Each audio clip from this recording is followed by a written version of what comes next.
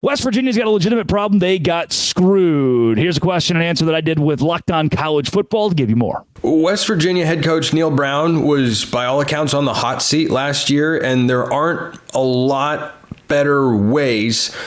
There are better ways to say than what I just said. But anyway, there aren't many better ways to quiet down the hot seat talk than a good old 9-4 season for the Mountaineers. Was that a blip on the radar to you, or is this sustainable? Gosh dang it, Neil Brown. I think the funniest sentence in the world on May 10th or whatever it is West Virginia football coach Neil Brown. Because a year ago, it was like, oh, poor guy. There was like the hot seat, and then this seat just disintegrated a long time ago and no longer exists anymore. So Neil Brown's just kind of hanging out for a bit before he gets fired. And then the guy stumbles upon 9 wins. And now the question is it sustainable for a guy who returns? There's just bugs everywhere. Welcome to Arkansas. He returns Garrett Green as quarterback and a backfield loaded with Jaheim White and CJ Donaldson. Like, those are names in college football. You're like, oh, yeah, I've heard of those guys.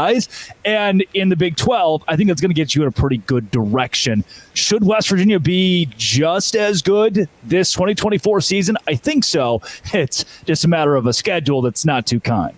It is not kind. Now, I have a rule. We'll get to the schedule in a moment, but I have a rule here at Locked On College Football, Drake, and that's that I am inclined to like you as a team if you are returning some combination of quarterback, coach, and offensive coordinator. If you give me all three, I tend to like you. Now, Clemson might be the exception because they haven't added a single transfer portal player this offseason. I don't know if I love that when 13 guys have left. They weren't all going to be starters, of course, but we'll see if Clemson. But again, I can't dislike them because you just don't see that level of continuity in college football. Ole Miss is a team I've liked for a long time. Why? Because you got Lane Kiffin, who's the play caller and the head coach. You got Jackson Dart back. Georgia should be the preseason #1 team. You got Kirby Smart. You got Carson Beck. Texas will be very good. I could keep going. So when I see that quarterback coach returning, I lean towards, hey, this should work out. How good is Garrett Green in a Big 12 quarterback class that, frankly, is as strong as it has been in the last few years? Oh, man, I love the idea that Neil Brown and Garrett Green are coming back together. And it feels like West Virginia has used that chip on their shoulder. That was such a funny quote last year at Big 12 Media Days. As his team was picked 14th in the conference, last place, Neil Brown said, I promise you this. And everybody's kind of on their toes, ready for the big quote. He goes, we won't finish last. It's like, oh, what a stupid thing to say. But then they take that 14 mantra and use it to win those 9 games, Garrett Green being at the forefront of that. He was an electric quarterback, could get it down with his legs too, and bringing him back in the offense with a couple of running backs behind him that are as good as they come in the Big 12. I am confident that continuity puts West Virginia in a good place. That said, look at Kyle Whittingham and Cam Rising. Look at Daniels and Leipold. Look at even an Avery Johnson who started a good portion under Chris Kleiman, or Alan Bowman and Mike Gundy, or Rocco Becht and Matt Campbell. There are so many of these in the Big 12 this year. There's so much continuity at the quarterback position that how do you now separate West Virginia from the rest of the league? That's the part that's tough to do.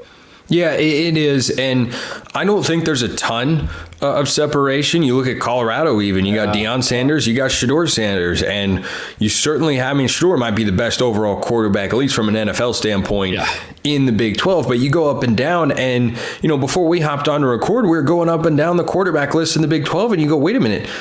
But before you know it, you're like 8 quarterbacks deep of guys who you expect to be above average. And I think it's going to contribute to the Big 12 being a wildly competitive and fun league. And West Virginia last year, 8-4 in the regular season, won their bowl game. Neil Brown gets doused in mayonnaise because, college football. Why the heck not?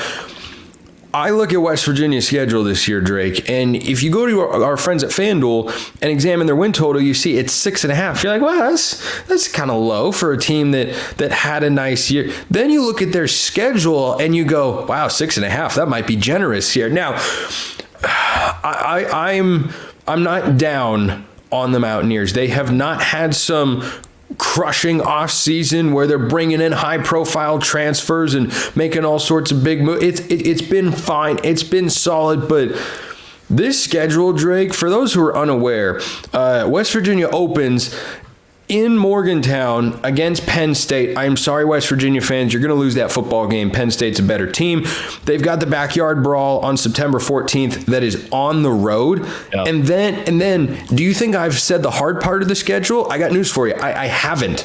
I have not, because Big 12 play begins like this. Oh, God. Kansas at home, bye. At Oklahoma State, host Iowa State, host Kansas State, at Arizona. I don't know if you could concoct, without Utah in the mix, a more difficult 5-game stretch there. Can the Mountaineers navigate their way through it? And if they win 3 of those games, they might win the national championship. Here's the problem, Spencer. If I told you that, and bear with me a bit, Kansas is going to a bowl game. Yeah. Oklahoma State, that's actually what they do. Iowa State's gotten into a groove. Kansas State might win the Big 12. Arizona has Noah Fafita at quarterback. The only reprieve you get is Cincinnati and Baylor, and then you go right to UCF and Texas Tech, who also should be bowl teams. When you're looking at a Penn State and even Pitt, that's 10. We could deduce 9 to 10 teams from this schedule to go to a bowl game. That's not easy, especially with the spattering of those being on the road. For Neil Brown, they want that. They want the blue collar, coal miner attitude. They went out there and they did what was impossible, and you all doubted us. But at some point, it gets impractical. This is an impractical schedule, namely with those 5 consecutive games in conference play where you go, oh, none of them look good. I think Kansas could beat Arlington. Oklahoma State, Kansas State, Arizona probably also make those case. You get those in 4 out of 5 weeks. I don't like that. No, I don't like it either. And let's not sleep on going to Lubbock on November 30th to wrap up the regular season. Like maybe fighting for a bowl game there.